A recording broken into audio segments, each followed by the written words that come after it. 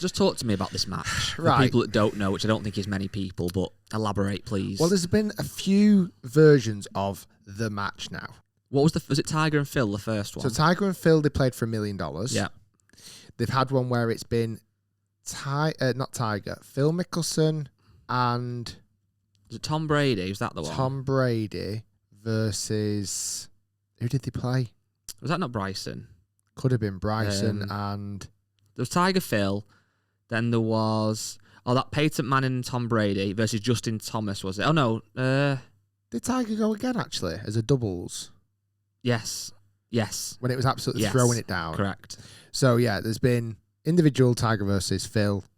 There's been 4-ball match between Tiger, Phil, and celebrity partners. There's been a good few, actually. There's been quite a lot. But the most recent version of it, with all the build-up of certainly the last 12 months of this hatred that's happening between two incredibly famous tour players, Brooks Koepka and Bryson DeChambeau. Mm-hmm. They've got this beef. Yes. They kind of hate each other, but I don't know if I fully buy into it, if I'm honest. I think it's a bit of a dislike, but the media have massively kind of bigged it up. But it was a match play at the Wynn Golf Club in Las Vegas over 12 holes, weirdly, which I suppose was done to make it kind of shorter form and faster pace, which is something that we're asking for more of in golf. So it's quite kind of, I don't blame them for doing that. Brooks destroyed him, 5-3. Yeah. Which is, so that would have finished, he would have finished on the ninth hole. Wow. That's battering that, isn't it? Yeah. Yeah, he.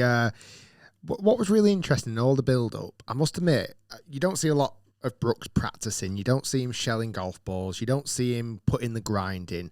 I'm sure he does. We just don't see it. Mm-hmm. Bryson, I feel like, certainly recently with his social media, he's featuring on his own YouTube channels. He's featuring loads of other YouTube channels with like the Good Lads and people like that. He seems to be putting a lot of work in. Hard graft, hitting lots and lots of golf balls, obviously trying to increase his club head speed, his ball speed tremendously, trying to hit the ball off as far as he possibly can. He's working out. You see a lot of it. But in a match like that, I do honestly think there's an element of grit and determination that comes into it. Yeah, I think... Did you enjoy... It wasn't on telly in the UK, It wasn't on TV. It wasn't live. I think you could stream it. Yeah. Maybe not. Illegally. So you could if you wanted to. I watched a lot of the highlights and little clips because, again, it's only 9 holes really you got to see this. There wasn't loads and loads of clips. There was a bit of banter, a little bit of Bryson DeChambeau coming up to the first tee with some cupcakes of Brooks's face. Brooks weren't really buying into it. I quite like the commentary of Phil Mickelson. Yeah. I thought he was excellent. And Charles Barkley as well, who I don't really massively know. I know he's huge in America, but is it Charles Barkley? Yeah, is that the singer? That was Niles Barkley, yeah. I think. He did the one that says crazy. Yeah. Anyway, the commentary I thought was really good. The interaction what was fascinating, like they had AirPods in. Yeah. And like you could hear them and they could hear the commentators. I like that. Yeah. Me too. I felt like you got a little bit more in the mind of these players. And obviously it's an exhibition match. They were trying to raise money for charity or whatever it may be. The golf course looked amazing. No better setting than Las Vegas.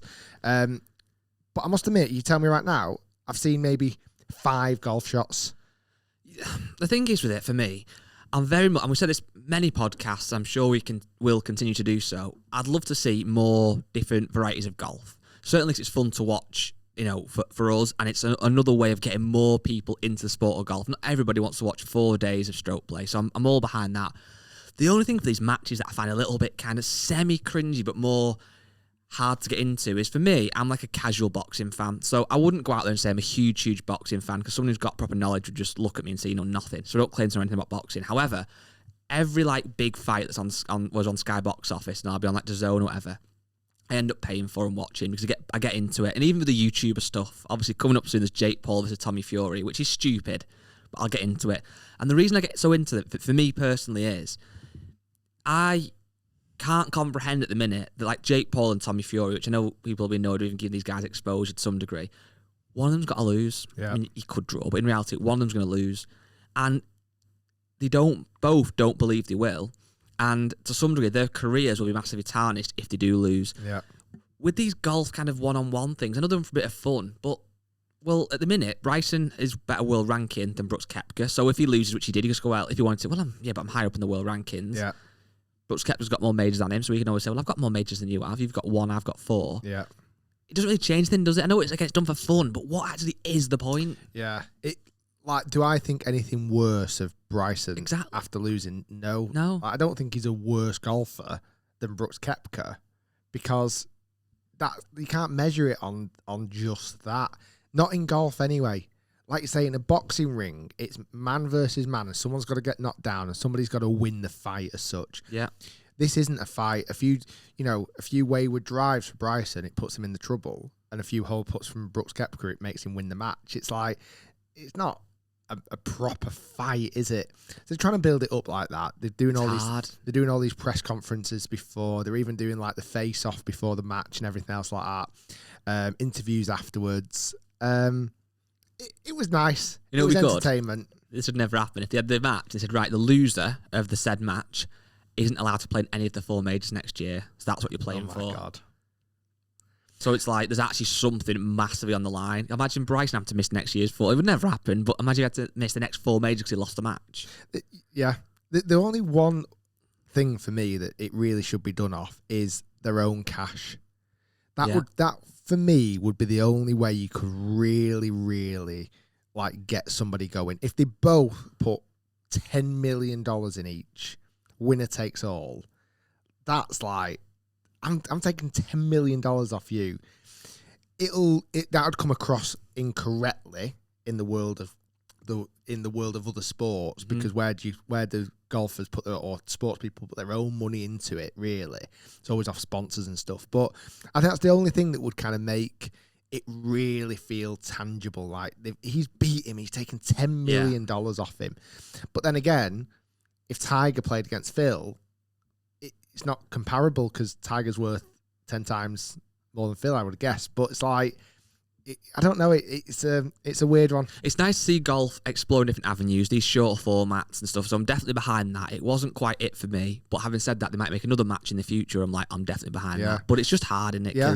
I'm really, like I say, I love the ideas and I love all the PR behind it, with like Bryson hitting shots from the top of the Wynn Hotel down onto the golf course, onto Brooks's face. Like, I loved all of that sort of stuff, and the match, it was good, and there was a bit of heckling, but like I say, I don't think anything worse after it. Where in boxing, you're dead right. You definitely see a failed fighter as that person has failed. It's like Anthony Joshua's lost twice now. Exactly. You see him differently, don't you? Exactly. Which is bad, but that's the sport. Yeah, even like Conor McGregor. Like, he was number one. Lost a few times, yeah. And now he's lost a few times. You think, he's not got it anymore. But that doesn't happen in golf, does it?